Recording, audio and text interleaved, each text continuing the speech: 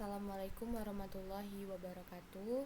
Kembali lagi dengan saya Marwika Rifatul Ifa. Pada kesempatan kali ini saya akan membahas mengenai simulator sistem operasi. Sebelum kita mempraktekkan menggunakan CPU OS simulator, ada baiknya kita mengenal dulu apa CPU OS simulator. Jadi, CPU OS simulator adalah sebuah simulator yang interaktif yang dibuat untuk mendukung pembelajaran dengan mensimulatorkan kelakuan komputer dari sisi hardware maupun software. Akan ada visualisasi dan animasi untuk memahamkan penggunaannya. Pada CPU OS simulator ini terbagi menjadi 3 komponen, yaitu CPU simulator, compiler, dan OS simulator. Langsung saja kita lihat pada aplikasinya. Nah, tadi ada bagian-bagiannya, yaitu adalah CPU simulator. Saat kita membuka CPU OS simulator ini, kita akan langsung diarahkan ke CPU simulator ini. Kemudian kalau kita ingin melihat compiler, kita bisa klik di bagian ini, compiler. Nah, ini adalah program compilernya. Ada program source untuk inputnya, ada compiler progress, dan program code-nya atau outputnya. Kemudian jika kita ingin melihat OS simulatornya, kita bisa mengklik show OS 0 ini. Nah, ini adalah bagian dari OS simulator yang terdiri dari running process, ready process, dan waiting process. Serta ada scheduler, ada FCFS, SJF, dan round robin. Baiklah, kita langsung saja ke contoh dari praktikum pertama ini, di mana pada praktikum pertama ini kita membuat program pencari rata-rata. Di sini sudah tersedia instruksinya, di mana kita mencari rata-rata dari dua nilai, yaitu 4 dan 6 ini kita tambahkan, kemudian kita bagi 2, maka akan mendapat hasil rata-ratanya dari dua number itu.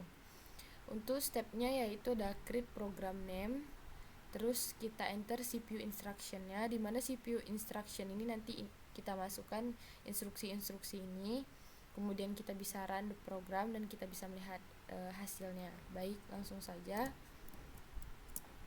Nah, di sini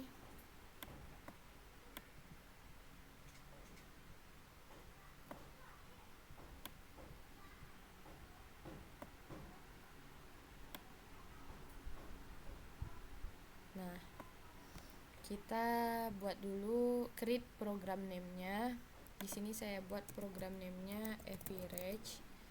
Kemudian base-nya 100. Kita klik add, maka dia akan masuk ke program list. Untuk selanjutnya enter CPU instruction. Di bagian instruction kita add new. Nah, pada instruction ini ada banyak, ada logicalnya, ada data transfer, arithmetic, control transfer, input output, dan lainnya. Oke, langsung saja kita move 4 ke R00 atau masukkan nilai 4 ke R00. Itu ada di data transfer, move. Kita value-nya 4.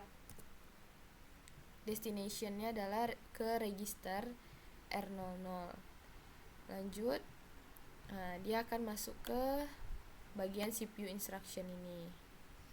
Kemudian kita lanjut move value-nya 6, kemudian ke register R01, kita new instruction lagi.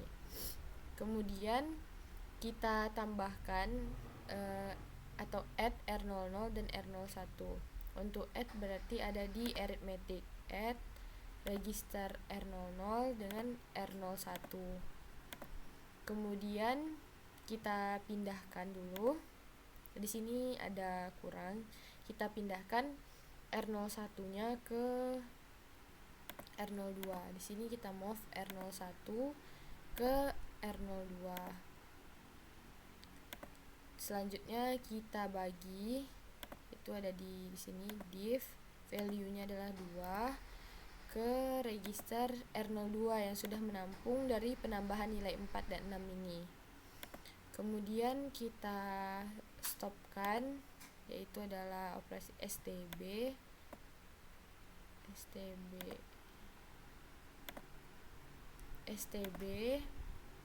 tadi adalah R02 dan value-nya adalah 0. Selanjutnya yang terakhir adalah kita hentikan proses programnya dengan HLT. Oke. Nah, ini adalah programnya tadi yang sesuai dengan ini. Oke. Kita bisa jalankan aplikasinya. Yang pertama kita harus letakkan dia di atas dulu. Kemudian kita jalankannya bisaran, tapi di sini kita mau lihat step by stepnya. Untuk hasilnya bisa kita lihat di general purpose CPU registernya. Lalu kita klik step, maka dia mengisi nilai 4 ke R00, kemudian nilai 6 ke R01. Kita tambahkan dan kita pindahkan ke R02.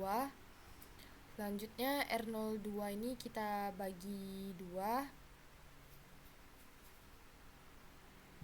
Kemudian program akan berhenti. Jadi hasilnya adalah 5 sesuai rata-rata dari 6 tambah 4 10 bagi 2 5. Oke. Selanjutnya untuk praktikum yang kedua adalah membuat program menggunakan compiler. Di sini saya sudah menyediakan source code-nya.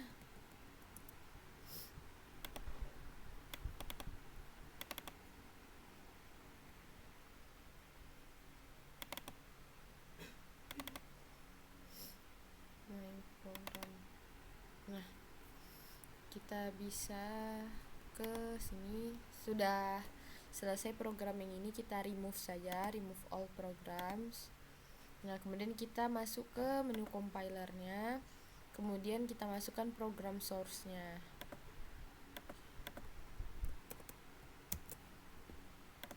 Terus kita masukkan program source-nya. Kemudian langsung kita ke bagian menu compile, kita compile. Nah, kemudian dia akan keluar di program code-nya. Kemudian kita atur base address-nya yaitu 100.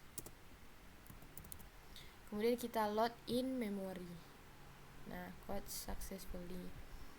Kemudian ini adalah tadi instruksi-instruksi yang berdasarkan dari bahasa atau source code yang telah dibuat. Kemudian jadi perbedaan antara program yang pertama tadi dengan program yang kedua ini adalah pada program pertama kita menginputkan instruksinya satu-satu. Jika yang kedua ini kita memasukkan bahasa tingkat tinggi atau source code tadi yang kemudian akan dijadikan sebuah instruksi seperti ini. Baiklah, itu saja yang dapat saya sampaikan. Mudah-mudahan dapat bermanfaat bagi teman-teman. Lebih dan kurang saya mohon maaf. Wabillahi taufiq wal hidayah. Wassalamualaikum warahmatullahi wabarakatuh.